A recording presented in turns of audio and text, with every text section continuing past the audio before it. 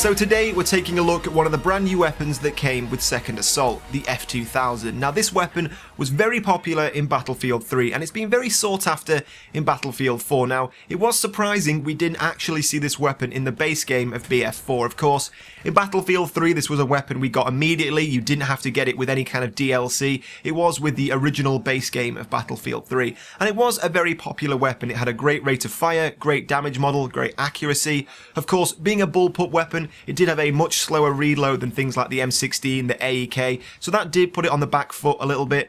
But today we're going to see how this weapon upholds in Battlefield 4 and see if it's just as good as it was in Battlefield 3. Now to unlock this weapon, there has been a little bit of confusion. Now I have done a video already showing you guys how to unlock all of the Second Assault weapons, and I will leave that linked in the description below. But to unlock the F2000 it says you need to get 10 kills in the Metro, 2 kill assist ribbons and 1 assault ribbon. Now those 2 kill assist ribbons, that means 10 kill assists in total. You need 5 kill assists for each of those ribbons. Now all of this has to be done in a single round, but the confusion lies with those 10 kills in the Metro. A lot of people think that means you have to get the kills inside the tunnels by the trains themselves, and I can actually tell you now that definitely isn't the case. I got my final kill to unlock the F2000 actually by the A flag when playing Conquest, so outside by the cafe area on this map. So when it says in the Metro, it actually just means anywhere on the map, Operation Metro. It doesn't actually mean down underneath by the trains in the tunnels. Now, those 10 kill assists in a single game can be a little bit difficult. Of course, none of us ever go out there to get assists. We always try and go for the kill.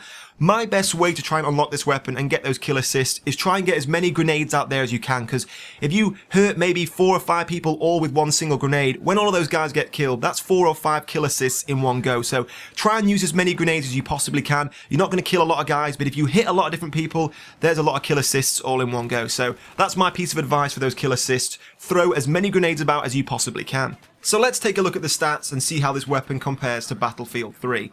Now we still have the same rate of fire of 850 rounds per minute with a maximum damage of 25 and a minimum of 18, so very similar to Battlefield 3, and of course in Battlefield 4 that gives it a great damage per second ratio. 25 is a very similar damage model to a lot of the other assault rifles, but that 850 rounds per minute of course means it deals out that damage very quickly. Now the main difference here is in Battlefield 3 the drop off for the damage was at 50 meters, in Battlefield 4 we see it a little bit further at 55 meters, so you can do a little tiny bit more damage at distance with this weapon in Battlefield 4. Now the muzzle velocity of the weapon has been reduced between Battlefield 3 and Battlefield 4. Previously we saw a 650 meter per second velocity and that's been brought down to only 600 meters per second, so there's not a massive difference, only 50 meters per second, but it is something you may still notice when using it.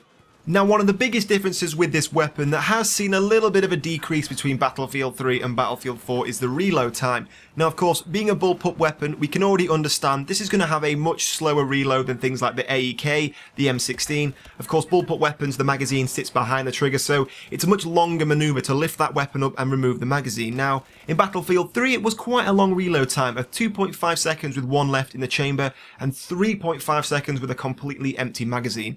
Now we've seen that time actually increased to nearly 4 seconds in Battlefield 4, 3.9 seconds when empty, so probably one of the longest reload times in the game, and when there's one round left in the chamber, 2.7 seconds, so almost 3 seconds with that reload time. So for a weapon that's got a high rate of fire that's meant to be used at very close range, that long reload time will always be a death sentence if you have to reload with a couple of enemies still in your area. So it's a shame to see that reload time increased. It does have a massive hit on the weapon's performance. Now after using this weapon for quite some time now, of course I used it for about 3 or 4 hours at the EA event when we went to go and play Second Assault. I've also played it for a few hours on unranked servers, and now about 5 or 6 hours since it was released yesterday. I've got to admit, overall my impressions of this weapon, it isn't as good as it was in Battlefield 3. Of course, that elongated reload time, and it's not quite as accurate as it was in Battlefield 3. It's lost that sharp zeroing that we had in BF3, so overall I've got to admit, my first impressions on this weapon, it definitely isn't the powerhouse we saw in Battlefield 3. Now when you first unlock the F2000 it comes with a unique scope that we never actually saw in Battlefield 3 that is only available for the F2000. Now it's a 1.6 times scope and we don't actually see any other 1.6 times scopes available in Battlefield 4. Now the scope itself isn't something I'm impressed with. It looks like something we would see in Halo, so for close range battles it's not the greatest kind of scope to use. It's got a very strange crosshair system, a large housing around it that blocks the majority of your screen, so I do recommend using the iron sights on the weapon until you unlock a red dot sight. For close range, I do think the iron sights are probably a better option than the 1.6 times scope. Now for a weapon with an 850 round per minute rate of fire, the accuracy is actually very manageable, especially in comparison to the likes of the AEK, which after a certain distance is practically unusable due to the recoil. Now, this weapon does suffer from a 3 times multiplier on your first shot, so your first shot off is 3 times less accurate than any other shot you then perform. So for this kind of situation, I do recommend the angle grip, which of course makes your first shot off a lot more accurate. So if you can do that, you will have a much more accurate weapon. Now because of that first shot muzzle climb, I would always recommend the muzzle brake over the heavy barrel, because the heavy barrel does increase accuracy of automatic fire, but at the penalty of a 50% increase to muzzle climb, so that's something you want to reduce because, as I said, that first shot is already inaccurate enough, so the muzzle brake is definitely going to be a better option than the heavy barrel. Now overall, whilst I have really enjoyed using this weapon, if you are expecting it to be as good as it was in Battlefield 3, you may be a little bit disappointed. It is a good all-round weapon, especially shining through at close range, but it still isn't quite as good as some other similar weapons. I think the L85 and the SAR-21 and probably the AUG-A3 are still better bullpup weapons for this kind of situation.